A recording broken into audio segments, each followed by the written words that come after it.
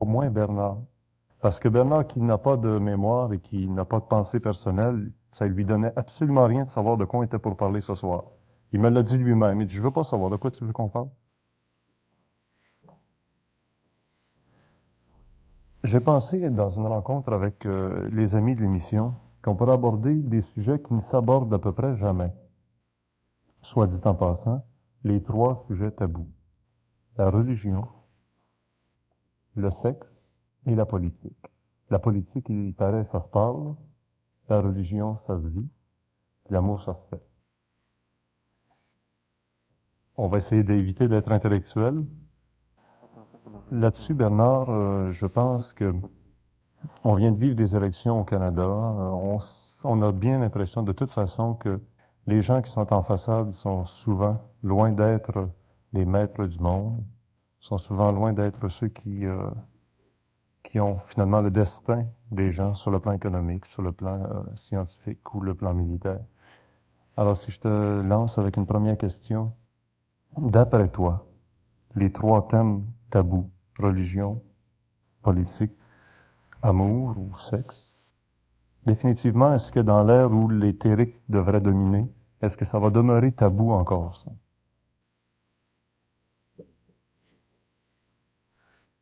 La politique, l'amour et la religion sont des structures imposées à l'homme qui lui permettent de comprendre au niveau de son expérience les possibilités évolutionnaires de sa civilisation et aussi de comprendre ses liens personnels avec la civilisation. La politique, si on prend ce premier sujet, éventuellement disparaîtra de la planète parce que avec l'avenir qui se projette devant nous, l'homme, à cause de la mutation de son cerveau et de la transformation de ses émotions, connaîtra éventuellement les chefs de la hiérarchie qui ne sont pas sur le plan matériel physique, mais qui vivent dans une dimension matérielle dont la portée sur notre planète est très réelle. L'homme ne voit pas le contenu psychologique et intuitif de la politique parce que il ne peut pas comprendre le lien qui existe au niveau de sa pensée, au niveau de ses désirs, avec des manipulations vibratoires qui s'exercent constamment sur notre planète. Et à cause de ça, pour lui permettre de structurer la politique ou la volonté politique d'une façon à représenter le plus possible ses désirs ou ses ambitions, il doit s'envelopper d'illusions, pardon, matérielles, psychologiques, et ces illusions-là sont constamment le thème de sa progression dans la compréhension de son devoir et de son devenir politique. Si on prend la politique sur le plan cosmique, c'est la relation vibratoire qui existe entre la volonté créative de la hiérarchie ou de ce qu'on peut appeler les gouvernements invisibles au travers l'homme, au travers l'intuition de l'homme. Ces gouvernements invisibles, est-ce qu'ils sont invisibles parce qu'ils sont immatériels ou ils sont invisibles parce qu'ils sont inaccessibles à l'homme? Non, ils ne sont pas invisibles parce qu'ils sont immatériels, ils sont invisibles parce qu'ils sont situés sur une vibration qui ne fait pas partie du de la longueur d'onde physique que nous connaissons. D'ailleurs, la lumière que nous avons sur la planète, la lumière solaire, c'est une lumière chimique, ce n'est pas une lumière naturelle. Alors, la lumière naturelle, nous ne la voyons pas. Nous en voyons certains aspects lorsque nous rêvons. Mais l'homme ne peut pas, pour le moment, travailler ou rencontrer sans préparation ces êtres à cause du choc psychologique qui se produit lorsque la rencontre se fait entre des êtres éthériels et des êtres matériels. L'homme doit être transmuté, l'homme doit être amené à un changement vibratoire dans tous ses corps. Et à ce moment-là, il peut facilement voir dans ces mondes, entrer en communication mentale avec ces gens, avec ces races, et à ce moment-là, appartenir à la Confédération galactique des planètes. Suite aux élections du Canada, est-ce qu'il y a quand même, dans la politique extérieure des choses, celle qu'on voit dans les journaux ou par la télévision, des gens en place, en relation avec ces autorités politiques des mondes invisibles? Les gens qui sont en place, les chefs de gouvernement qui ont de grandes responsabilités, connaissent certaines choses, mais par voie indirecte. Un homme qui est en politique et qui travaille avec la hiérarchie ne peut plus appliquer les lois de la politique humaine sur la planète. S'il le faisait, à moins qu'on lui donne des pouvoirs sur son corps physique, c'est-à-dire des pouvoirs de se rendre invisible à volonté, il serait automatiquement assassiné. Parce que les structures psychologiques du monde politique sont basées sur le désir. Ils sont basés sur le pouvoir de l'argent. Ils sont basés sur le pouvoir politique qui est l'envers du pouvoir de l'argent. Et aussi, ils sont basés sur le désir national des nations. Et ce désir national des nations est probablement plus puissant que tous les autres. Si nous prenons par exemple la situation dans le monde occidental de ce que les gens appellent le capitalisme, et si nous étudions ce phénomène par rapport à ce que nous retrouvons en Russie, nous voyons que deux États qui représentent deux idéologies différentes sont incapables, avec le maximum de volonté possible, de s'entendre. Ce n'est pas qu'ils ne veulent pas s'entendre. Ce n'est pas qu'ils n'ont pas intérêt à s'entendre, mais ils sont incapables de s'entendre. Et ceci, si on y réfléchit bien, d'une façon objective, c'est le plus grand problème de l'homme. Les nations ne peuvent pas s'entendre parce que les nations n'ont aucune infrastructure universelle pour créer au sein de leur État ou sur la planète des points d'intérêt communs qui sont visés à l'évolution humaine et à la répartition égale des tâches de la civilisation chez les hommes. Alors, les Américains veulent contrôler un secteur, les Russes veulent contrôler un autre secteur, ou ils veulent contrôler le même secteur. Et c'est normal dans le cadre de leur psychologie égocentrique politique. C'est normal. Ce sont des lois mécaniques.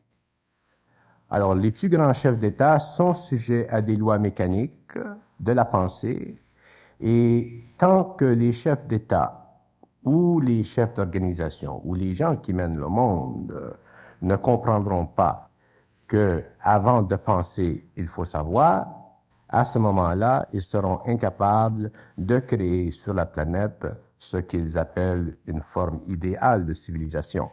Et l'histoire de l'homme le prouve.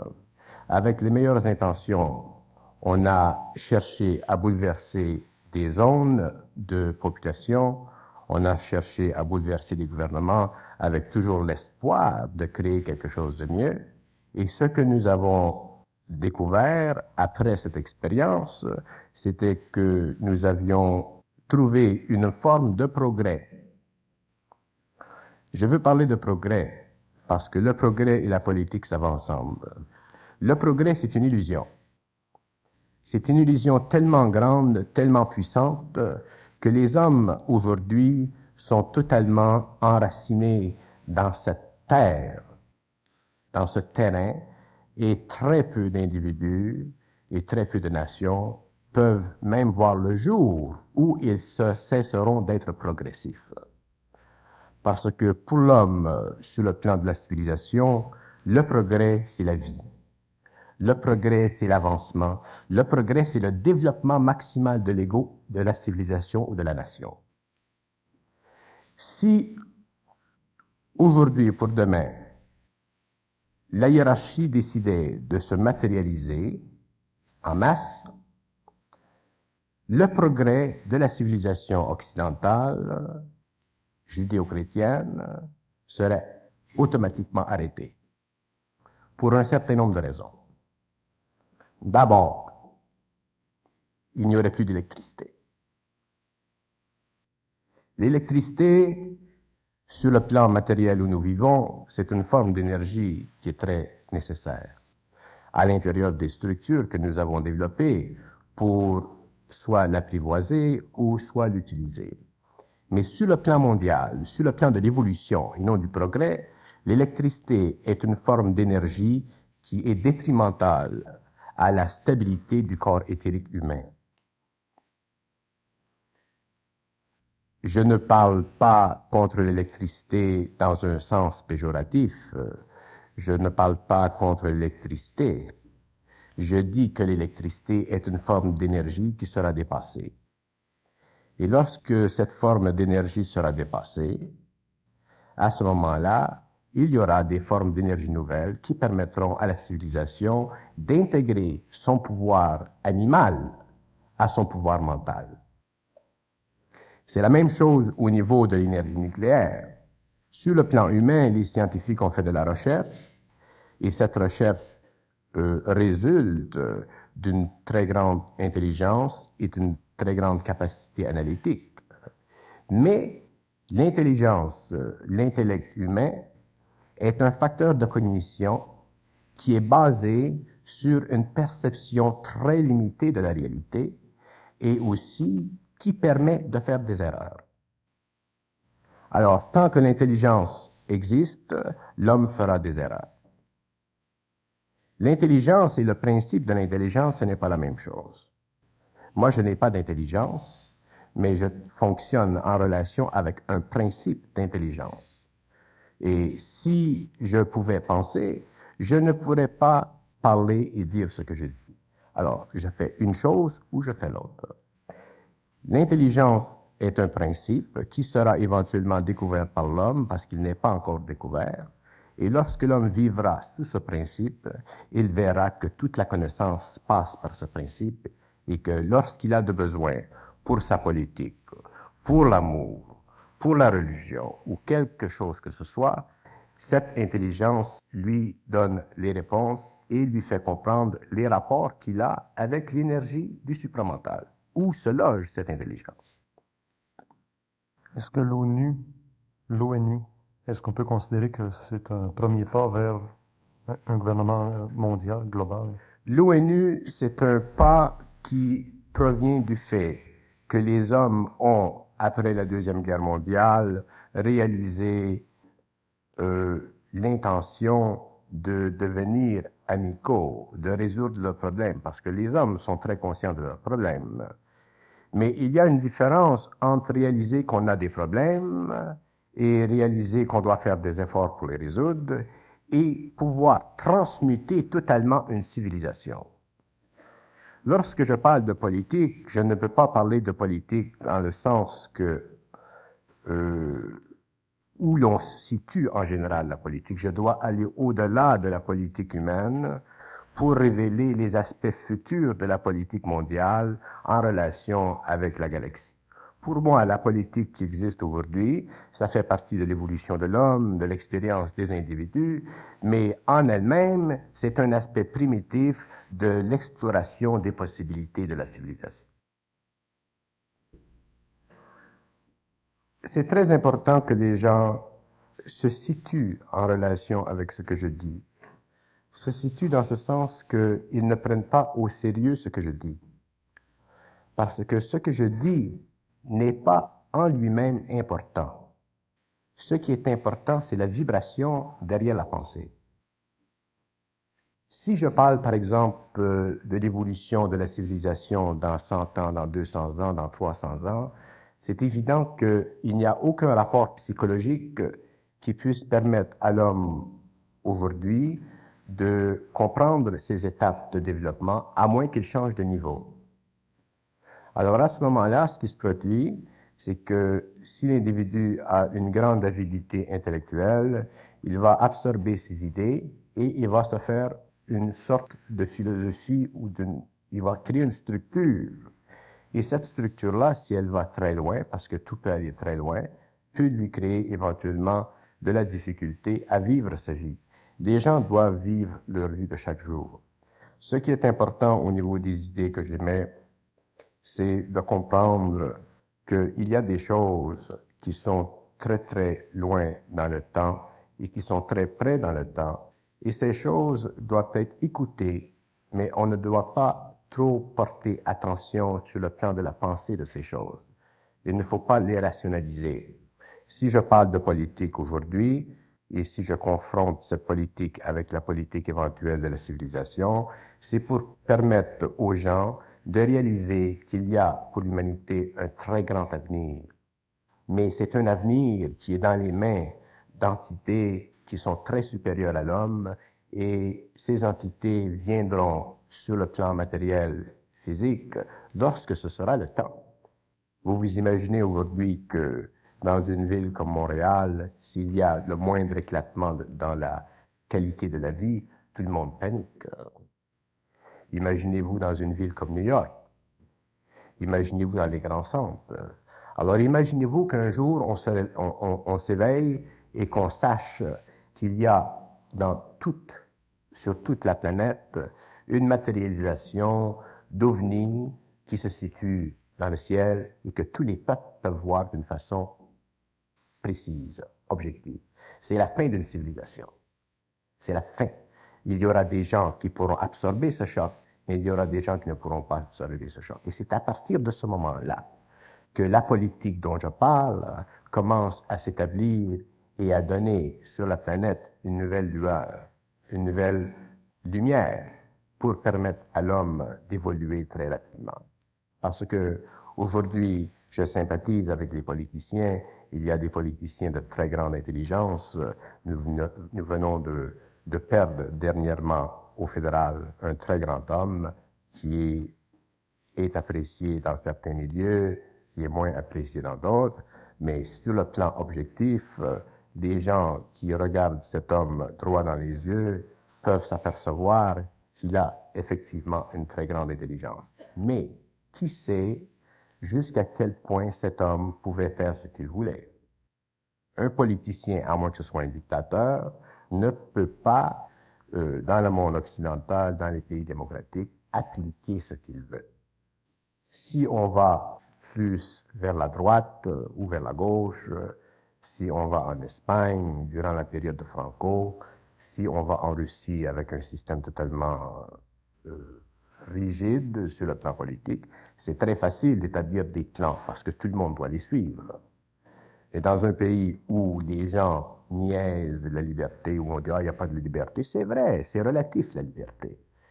Mais si les gens réalisaient ou voyageaient dans les autres pays, ils verraient très bien que avec la grande liberté relative que nous avons dans les pays occidentaux, c'est très difficile de faire de la bonne politique.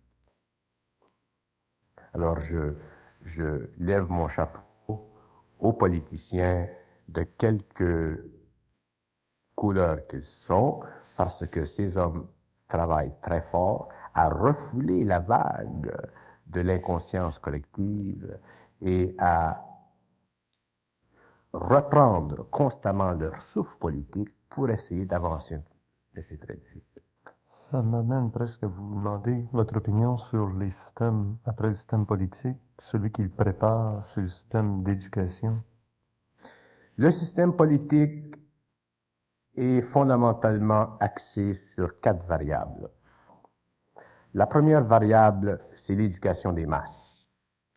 Parce que si on vit à l'intérieur d'un système politique et si l'individu n'a pas les instruments nécessaires pour le comprendre, pour analyser son développement, ses mouvements, ses rythmes, à ce moment-là, l'individu peut être très facilement embarqué dans une position politique ou une autre, et souvent, il sera facilement la proie d'un démagogue. Ça, c'est dangereux. Parce que tous les hommes sont influençables. Et pour ne pas être influençable, il faut souffrir énormément au niveau de soi-même pour en arriver à détruire les aspects de soi-même qui représentent constamment l'insécurité. Alors, pour qu'un homme fasse face à des opinions qui sont établies depuis 100 ans, 200 ans, 2000 ans, et dire cette opinion-là, je la rejette, faut qu'il ait lui-même un centre de gravité très solide parce qu'il est automatiquement seul. Et si les individus dans une population avaient la capacité de choisir au niveau de leur propre intelligence intérieure, de leur intuition, et ce peut très très bien sur le plan de cette possibilité que l'individu ne vote pas. Je parle de la conscience objective de l'individu. Parce que si l'individu vit en relation avec sa conscience objective, il doit objecter. Si le programme politique va à l'encontre des valeurs morales et des valeurs biologiques et des valeurs environnementales de son patrimoine. Mais ces valeurs, comment peut-il les reconnaître si déjà on lui a inculqué de fausses valeurs? Il les reconnaît au fur et à mesure qu'il s'habitue à se débarrasser des fausses opinions et au fur et à mesure qu'il s'habitue à penser avec lui-même. Parce que la pensée, tous les hommes ont en eux du supramental. Tous les hommes ont en eux de l'intuition, qui est une forme inférieure du supramental. Mais cette intuition, elle est très importante. Mais les hommes ne veulent pas écouter l'intuition, parce que l'intuition va toujours à l'encontre des données faciles, naturelles, économiques, politiques, tout ce qui est du désir humain, là. Alors, l'intuition, petit à petit, meurt. Et éventuellement, lorsque l'intuition meurt, qu'est-ce qu'il vous reste pour penser? Des opinions.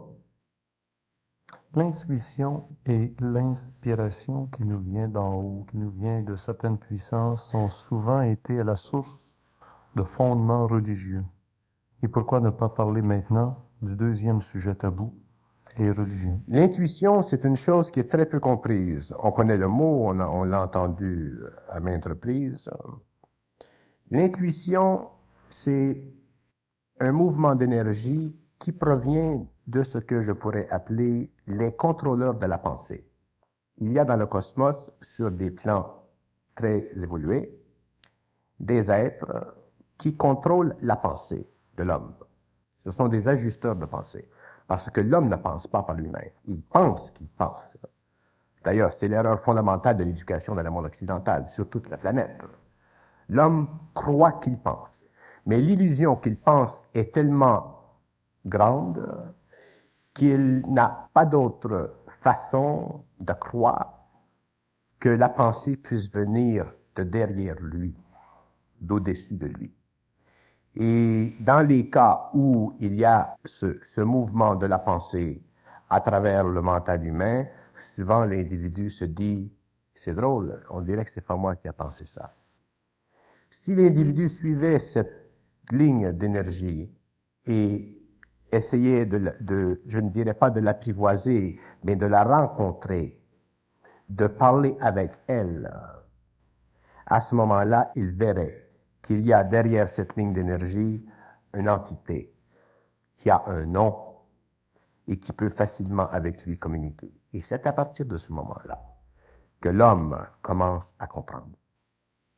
Mais l'ego est tellement fossilisé, l'ego est tellement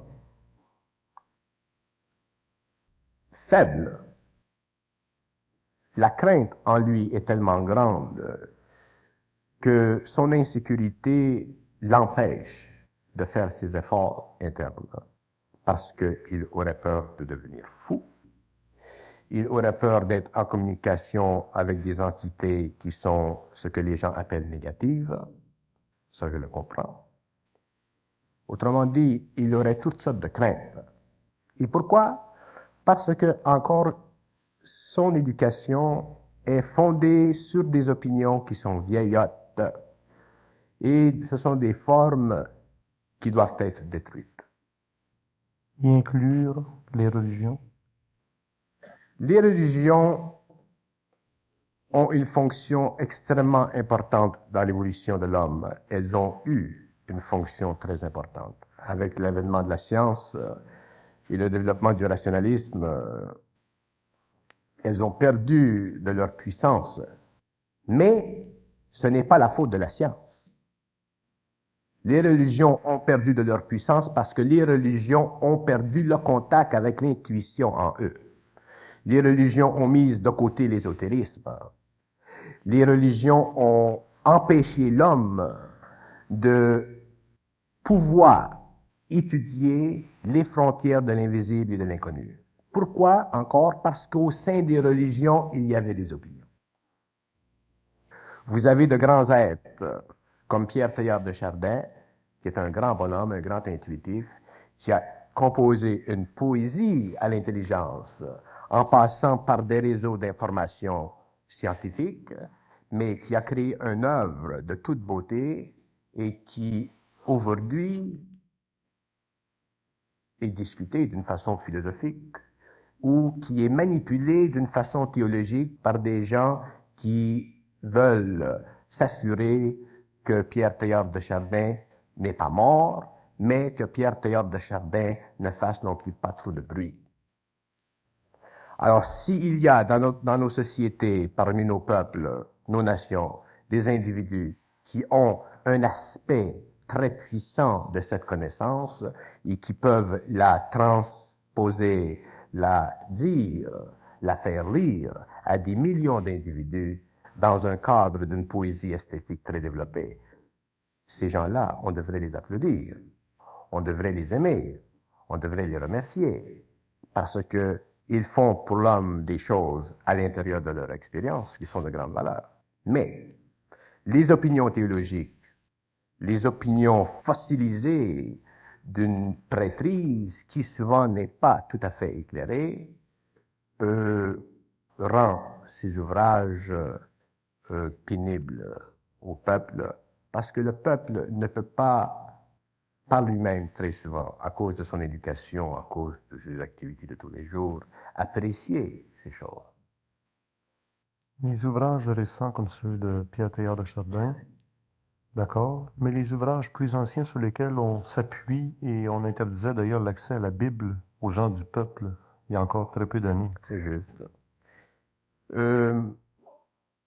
Quand je parle de Pierre Teilhard de Chardin, je ne fais pas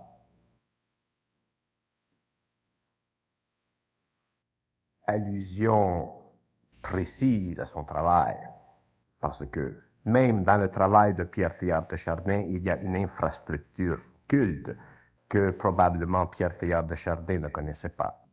Mais sur le plan de la Bible, sur le plan des œuvres ésotériques, les choses ne sont pas montées à la surface parce que l'homme n'était pas prêt. On ne peut pas donner aux hommes des choses qu'ils ne peuvent pas comprendre. On ne doit pas avoir un désir puissant de transformer une civilisation. D'ailleurs, ce ne sont pas les hommes qui changent les choses.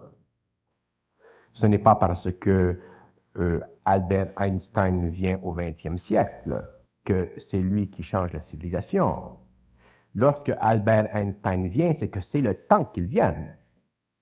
Parce que les connaissances de la théorie de relativité qu'il a apportées, qui sont des connaissances limitées, ont été connues, étaient connues depuis toujours. Tout est connu. Alors, il y a des étapes, l'humanité doit franchir ces étapes, mais à un certain moment dans son évolution, il y a, on dirait, une lueur qui s'élève de l'orbite très assombrie de la connaissance humaine. Et c'est à ce moment-là qu'on doit s'attendre à de très grands changements. Parler de l'ésotérisme dans le passé, l'ésotérisme de l'Atlantide, l'ésotérisme, les livres qui sont cachés dans les monastères tibétains, tout ça, c'est une perte de temps parce que l'homme doit en arriver à comprendre en lui. Toute la connaissance est en lui. Je comprends que les œuvres doivent être respectées. Il y a des intelligences qui ont certaines vibrations, qui ont une certaine facilité analytique, qui ont une certaine patience d'aller dans ces cavernes, de déchiffrer, d'amener en surface. Et ça, c'est leur travail, et ça, c'est très bon. Mais c'est à ce moment-là qu'on doit faire connaître au monde ces œuvres. Que les détails internes, que les détails ésotériques, cachés, occultes, ce sont des mots, mais que les détails qui ne sont pas connus de l'homme et qui ne doivent pas être connus de l'homme encore, soient voilés dans une symbologie quelconque dans ses œuvres, que ces détails-là soient expliqués par des gens qui le font et qu'on leur donne la capacité de le faire. Et c'est ça qui se produit maintenant. C'est que ce que vous faites aujourd'hui, peut-être il y a 15 ans, ça aurait été impossible. Alors, il faut être patient.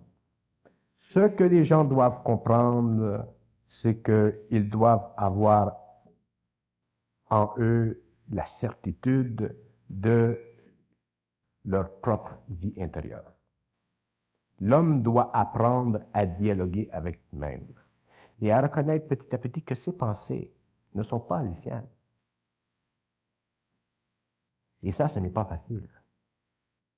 Et lorsqu'il aura réalisé que les pensées qu'il a sont réellement rattachées à une autre intelligence, là, il commencera à comprendre le principe du supramental. Et éventuellement, les hommes connaîtront le principe du supramental, ils le vivront, et la recherche scientifique cessera. Est-ce que la communication avec le supramental va remplacer la communication qu'on avait avec Dieu par le biais du Christ, ou par le biais de Bouddha, ou par le biais de d'autres? Lorsque l'homme aura la communication avec le supramental, il connaîtra tout, il comprendra tout. Pour une pénétration totale du supramental, c'est-à-dire que pour que le supramental s'assied bien dans le mental humain, toutes les facultés humaines doivent disparaître. Dans des cas particuliers, peut-être comme le mien, c'était fait d'une façon totale, pour empêcher les aspects psychologiques de faire interférence avec les aspects parapsychologiques. C'est évident que si moi je pense et que si j'ai des opinions et que je reçois de l'information, ça créerait une tension. Je serais mal à l'aise. Alors un canal très clair doit être créé et ce canal-là est créé au cours des années pendant lesquelles nous devons passer une certaine sorte d'initiation. Mais les hommes, avec le temps, auront cette vision très claire des choses. Mais dans le cas de l'humanité, ça se fera en relation avec un choc cosmique établi à l'échelle mondiale. Quand on dit choc, on dit instantanéité ou pas? Un choc cosmique, d'ailleurs, tout dans le cosmos, qui implique un changement de niveau, demande un choc. Alors, le choc cosmique, c'est le passage d'une énergie d'une octave à une autre, et c'est la pénétration instantanée d'une certaine lumière dans les principes humains, le mental, l'émotionnel, le corps vital de l'homme. Et une fois qu'on a subi ce choc, on n'est plus le même. Et ça se fera à l'échelle mondiale. Sous l'effet d'un choc, donc de façon assez rapide, assez Ce sera instantané. instantanée. Oui. Oui, parce que ça doit être fait instantané parce que les puissances ne peuvent pas perte d'énergie. Alors le passage d'un niveau immatériel ou paraphysique au niveau physique, ça se fait d'une façon instantanée pour nous. Ça devient une manifestation instantanée. Et à ce moment-là, la transmutation chez l'homme se fait. Ceux qui peuvent passer à travers le choc passent à travers le choc. Les corps sont transmutés. Les alliances entre l'homme et ses intelligences sont établies une fois pour toutes. Et l'homme peut, d'une façon parfaite, travailler à l'évolution de l'homme. Et aussi par faire l'évolution de la galaxie.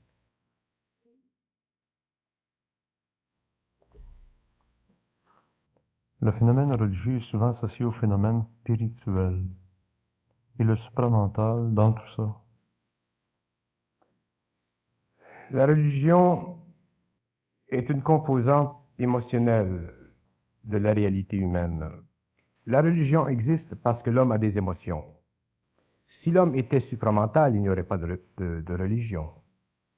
Sur le plan cosmique, ce qu'on appelle la religion sur notre planète, sur le plan cosmique, c'est la politique.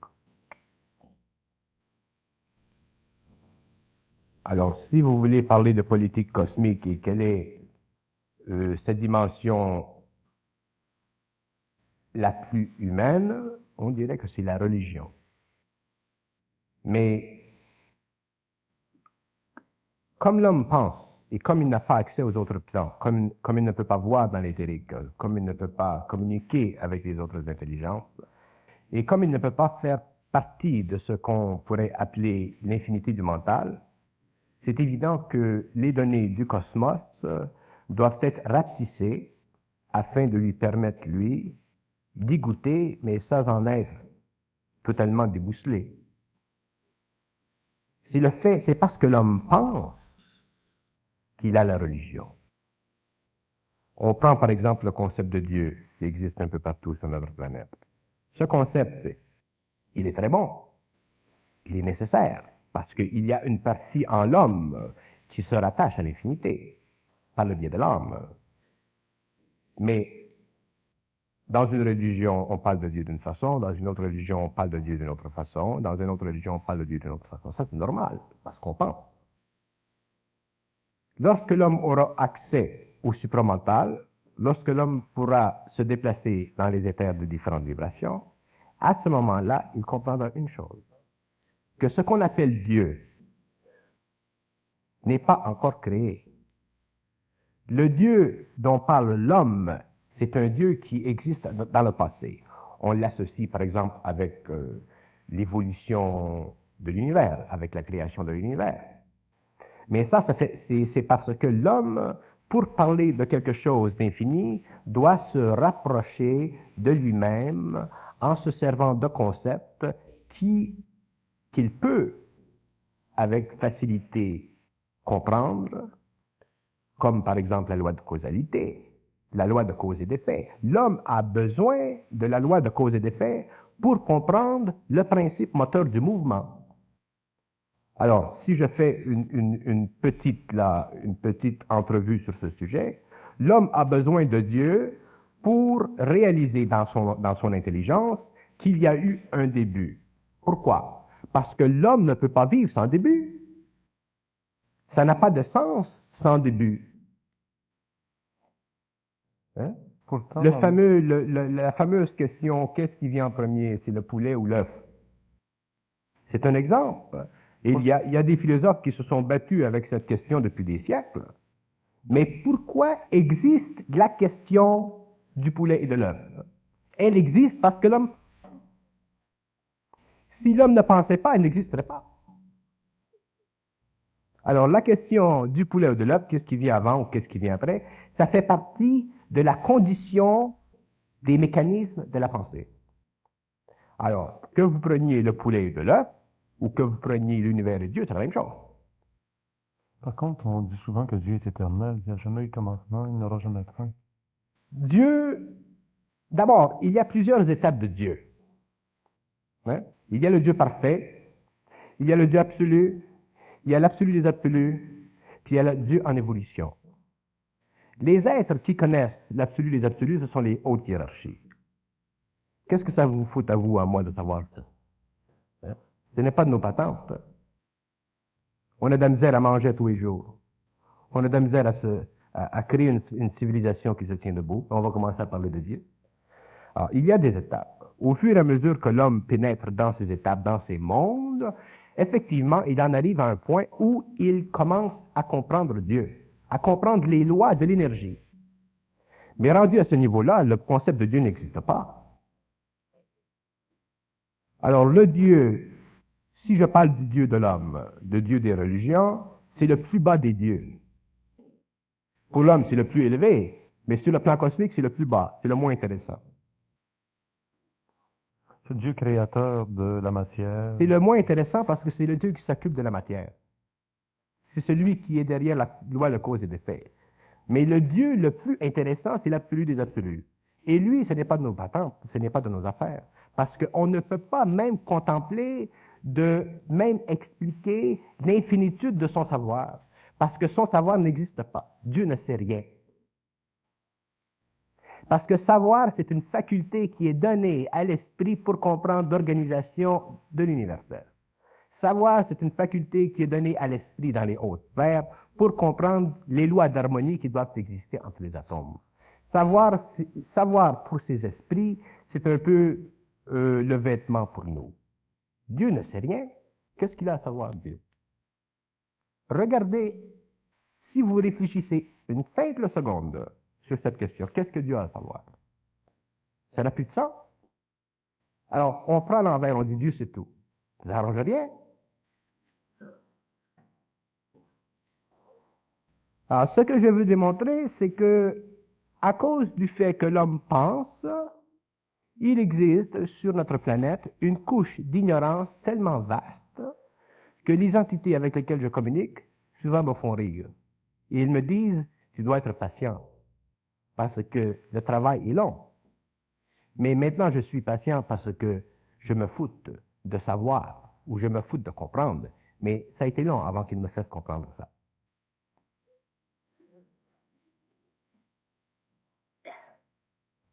Remarquez que quand je parle de la religion, ou que je parle de ci ou de ça, je ne parle jamais d'une façon péjorative. Je ne dis jamais que ça, ce n'est pas important. Parce que tout est important. Tout, absolument tout. Il faut respecter tout. Tout est important. Mais ce que je dis, c'est qu'au-delà de l'importance des choses, il y a la compréhension de soi-même. Et ça, c'est le plus important de tout. Parce qu'une fois qu'on a ça, le reste, ça vient seul. On n'a plus les problèmes de Dieu, on n'a plus les problèmes de ci, on n'a plus les problèmes de ça. Ça ne veut pas dire que Dieu n'existe pas, parce qu'effectivement, il y a ce qu'on appelle un Dieu. Il y a une intelligence parfaite. Mais cette intelligence parfaite n'est pas encore totalement composée sur le plan inférieur de l'évolution. Elle est parfaite dans son temps, mais elle doit se parfaire au cours des évolutions des différentes galaxies. Parce qu'éventuellement, Dieu doit se rapatrier. Et lorsque Dieu se sera rapatrié, toutes les âmes qui ont été créées ou mises à la disposition de l'évolution dans le cosmos formeront une entité nouvelle. Et ensuite, on commencera une nouvelle série d'univers et de création. C'est sans fin. On va se casser la tête avec ça. C'est ridicule.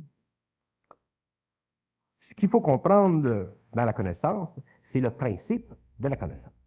Alors, le principe de la connaissance, il est très simple. Il ne faut pas chercher à se casser la tête.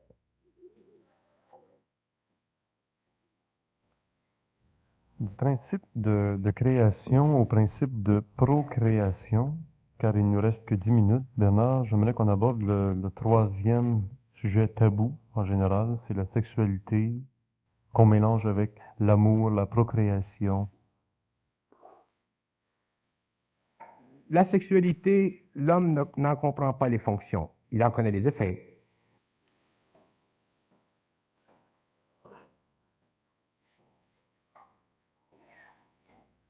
Il n'en comprend pas les fonctions et les principes occultes parce qu'il n'a pas encore contact avec son corps éthérique. La sexualité existe sur d'autres planètes, mais ce n'est pas une sexualité aussi frappante que la nôtre. La sexualité sur le plan cosmique, c'est un point terminal, c'est un terminus, d'énergie. Autrement dit, l'énergie chez l'homme, elle passe du haut et elle descend. Il faut qu'elle s'arrête quelque part. Elle n'est pas pour arrêter dans les orteils. Alors, elle s'arrête dans un centre qu'on appelle le centre sexuel. Alors, ce centre sexuel-là vibre, il vibre, il vibre. Il produit ce qu'on connaît.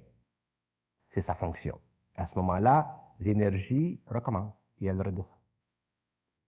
Et c'est un cycle constant. Mais l'homme, comme l'homme n'est pas en contrôle de ses centres d'énergie, il fait la sexualité à gauche et à droite. Alors, tu finis avec une population planétaire de 4,5 milliards d'habitants. Mais il y a une autre chose concernant ça. C'est que si l'homme était plus mental, je ne dis pas intellectuel, si l'homme était plus mental, supramental, il ne mettrait pas de côté la sexualité, parce que tant qu'on est dans un corps physique, on doit toujours être sous ce principe. Mais cette énergie serait en relation vibratoire avec les cycles de l'intelligence, de sorte que un cycle ne ferait pas interférence avec l'autre. Alors, si l'individu reçoit comme information qu'il doit avoir un enfant, il aura un enfant et c'est final. Même s'il a des relations avec sa femme 10 fois, 15 fois, 100 fois, 5000 fois, ça n'a pas d'importance. Parce qu'il sera en harmonie avec la vibration de l'intelligence. Et c'est justement pourquoi il y a un problème de population sur la planète, c'est que la sexualité n'est pas harmonisée avec l'intelligence. C'est très occulte la sexualité. Moi, je me reprendrais d'écrire un livre sur la sexualité. Parce que écrire, c'est très, très, très dangereux.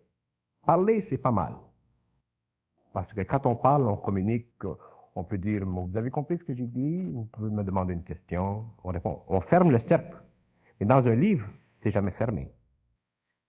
Alors, ça produit des problèmes, ça produit des questions qui mènent à d'autres questions, ça ne finit plus. La sexualité, c'est essentiel à l'équilibre des forces cosmiques. Mais l'homme n'a aucune connaissance, aucune réalisation de ce principe en lui. Il en connaît simplement les effets. L'animal, lui, il est sous les lois cosmiques. Il a ses cycles, tout marche bien, il ne casse pas la tête. Mais l'homme, lui, il veut toujours aller plus loin. Et c'est normal qu'il veuille aller plus loin parce que l'homme est très sensible au niveau de l'âme. Et je dois dire que les énergies de la sexualité proviennent de l'âme. Alors, si on conçoit la situation sexuelle sur la planète aujourd'hui telle qu'elle est, c'est une façon assez déplorable, on s'aperçoit très facilement que les liens entre l'âme et l'homme sont très ténus, sont très minces. Et à certains points, il y en a. Alors, si l'homme a peu de contact avec ce centre d'énergie qui est l'âme, qui est sa force propulsive dans son règne biologique, c'est très difficile à lui d'aller dans une étape plus avancée et d'avoir contact avec un ajusteur de pensée sur un plan conscient. Parce que l'âme donne à l'homme, sur le plan mental, émotionnel, vital, les énergies pour qu'elle puisse progresser dans son évolution à travers sa personnalité. Mais l'ajusteur de pensée, lui, il ajuste le mental de l'homme. Et si l'homme défait cette relation entre lui et l'âme, qui est sa sensibilité, à ce moment-là, l'ajusteur de pensée peut très difficilement communiquer avec lui et peut très difficilement lui donner de la connaissance. Et c'est pour ça qu'on a un problème sexuel sur notre planète qui est absolument abominable. Alors, les pauvres font l'amour parce qu'ils ont une à faire, et les riches font l'amour parce qu'ils veulent trouver d'autres formes d'expression. Et entre ça, il y a des gens qui prennent la drogue pour faciliter le passage de l'énergie afin de trouver d'autres expressions de cette même énergie. Est-ce que la sexualité, finalement, c'est seulement un phénomène de génitalité, de procréation d'être humain en être humain, ou est-ce que ça peut être autre chose? On sait que dans le tantrisme, la main gauche, c'est une accumulation d'énergie sur certains plans des chakras, etc. La sexualité, c'est 5 choses. Premièrement, c'est la distribution intégrale des puissances supramentales dans le centre d'énergie le plus inférieur de l'homme pour établir un lien. Deuxièmement, c'est la reconnaissance au niveau des forces invisibles de l'ajustement émotionnel de l'homme, et ça leur permet à eux de comprendre jusqu'à quel point son évolution animale est arrivée. Troisièmement, la sexualité, c'est une façon à l'homme de maintenir en évolution sur la planète des corps qui sont semblables aux siens, ce qu'on appelle la progéniture. Quatrièmement, la sexualité, c'est un facteur de destruction de certaines forces dans l'homme pour l'amener éventuellement à reconstruire d'autres forces. Et ça, on retrouve ça, par exemple, chez les intellectuels. Les gens qui font beaucoup de travail au niveau de l'esprit vont souvent avoir une sexualité aberrante, parce que cette sexualité aberrante leur permet à eux de réorganiser leur énergie mentale pour continuer à œuvrer dans le domaine où ils sont. Et cinquièmement, la sexualité, c'est une force très puissante qui est peut-être très dangereuse si elle est manipulée d'une façon négative. Elle peut mener à la folie. Bernard, il reste que quelques minutes à cette émission de télévision devant 300 personnes. Est-ce que, comme c'est mon habitude, je te demanderai quel serait un message, un conseil? Je vais probablement continuer à faire des émissions ou à faire des conférences. Je suis en train présentement de préparer en collaboration un livre avec un ami pour faciliter le passage de certaines informations à un certain niveau. Il y a un autre livre que je fais par moi-même parce qu'il est trop dense. Et éventuellement, j'aimerais faire comprendre aux gens que, en ce qui me concerne, ils ne doivent pas me prendre au sérieux. Et je sais ce que je dis quand je dis ça. Que les gens écoutent, ça c'est bien, c'est une bonne chose. Mais que les gens ne croient pas. Je vais expliquer, je dois expliquer. L'homme croit parce qu'il pense. Et lorsqu'il croit, il se fait automatiquement en lui une barrière. Et il développe petit à petit un système d'opinion. Et ce système d'opinion-là, s'il est très très occulte, peut devenir une force très grande et peut éventuellement l'amener à vouloir aller plus loin, et aller plus loin, et aller plus loin. Et il ne faut pas aller plus loin. Il faut arrêter d'aller nulle part. Il faut arrêter. Les gens pensent que c'est par là, ou que c'est par là, ou que c'est par là. C'est en soi. Et si on prend trop au sérieux certaines idées, probablement les miennes, parce que les miennes sont un peu folles, à ce moment-là, on peut devenir foufou.